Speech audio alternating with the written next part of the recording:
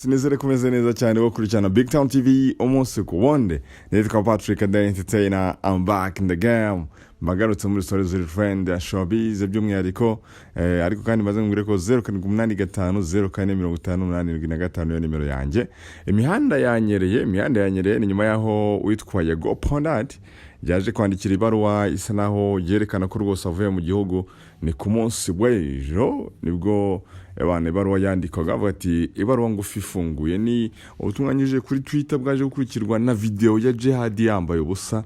Abantu baratungurwa cyane bati mwamuneka ibintu niki, ibintu mutuzaniye ni ibiki ko muzazana ingwe mu mujyi, bati se uzabakiriho burya yarafite firimbi bitungura abantu. Reka tunyiremo gakiya rero hanyuma noneho twinjire mu saga zabande kugeza uyu munsi none. Ese Jihad ntago bapfaga iki, fata ku mavuto yaje kubyinjiramo gute? Ese Jihad we yasubije iki? Ibaruwa ngufi ifunguye: Rwanda nkunda nkuhunze na kwanga, ahubwo munze agatsiko kabashaka kunyica mu myaka inishize nkataka ariko nta wanyumvise numwe.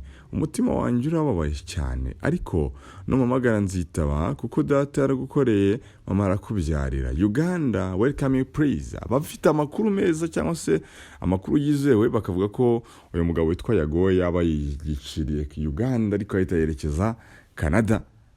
Yago yaje kongera posting ati akazu kanyu kamaze gusenyuka mu izina rya Yesu. Umusozi wanyu wamaze kugwa, ndavuga abahuriye mu bugambanyi bise showbiz, gutwika, prank n'ibindi. Big Energy stand up. Aho nzajya hose muzakomeza kubona good vibes only kandi tuzabamena big time. Aba Big Energy sinzabatenguha. Noneho aciye akanya ahita shiranze ati kuri Instagram story ati ari video ngiye kubaha aba Big Energy muyifate muyibike twikomereze dushaka ndi makuru mabi yabo kuko bari bazi ko ari twe dukora ibibi gusa none nabo akabo kashobotse. Video rero yaje guhita ijya hanze rwose, witwa Jihad rwose ari hanze n'urufirimbi. Umutinganyi utanasiramuye niko iyo video yari yanditseho, ati umutinganyi utanasiramuye akifata akibasira top shata wakinnye nabi cyane kuri iyi nshuro. Uwo arimo kwigisha iki? Ubwo arimo kwigisha iki? Uwo arimo kwigisha iki? So wirirwaga avuga abandi ibyo ni ibike arimo. Hari n'izindi video ze arimo konga igitsina cy'umugabo mugenzi we. Byose ni vuba gasopo yanyuma. Hagarika kuvuga izina Yago muri ako kanwa kawe kuzuyemo abadayimoni. Abantu bayikanga. Mukandi kanya yitwa yagarongera postinga ataho kuva mu buzima wava mu barozi. Big Energy stand up.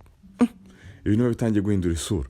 Uwitwa Jihad we yaje gupostinga kuri status ya WhatsApp ati Kigali ashyiraho imiriro. Niko kuma pole napfushije urumva warira. Iyo ni terimi irimo gukoreshwa cyane muri iyi minsi. Umva rero nzibaranguze video yafashwe n'uwo twari turi kuvugana kandi nari mbyiteze ko injya hanze. Naranabyifuzaga kuko nari ndambiwe amagambo yanyu. Mbonye igisubizo cyiza kandi cyihuse. Ikibazo nuko twavuganaga batamwerekana. Hano ho ashobora yashyizemo ibintu binini cyane akavuga ati berekanaga cyangwa se ko yafashatse kuba ko wenda kane nimutwerekane twese muzabona cyari kigamijwe. Tanga video nawe urimo babona ukuri. Burya n'utwikuza twikire rimwe ku buryo nakuryama mu mihanda mu ponyonyo yamvugoye. Sinunguwe n'iri hererekanya ry'amashusho nk'aya kuko ni ikimenyetso simusiga cyuko ibyo twavugaga ari ukuri. Uyu mwuga wo wari waraminujwe. Umugabo mbwiteka arwana hunga kandi guhunga ibibazo siko kubikemura. Ngayo nguko rero. Reka noneho twinjiye mu kiganiro kirambuye tumenye ngo ese wa mugani byatangiye gute ibintu bya Jihad na Yago.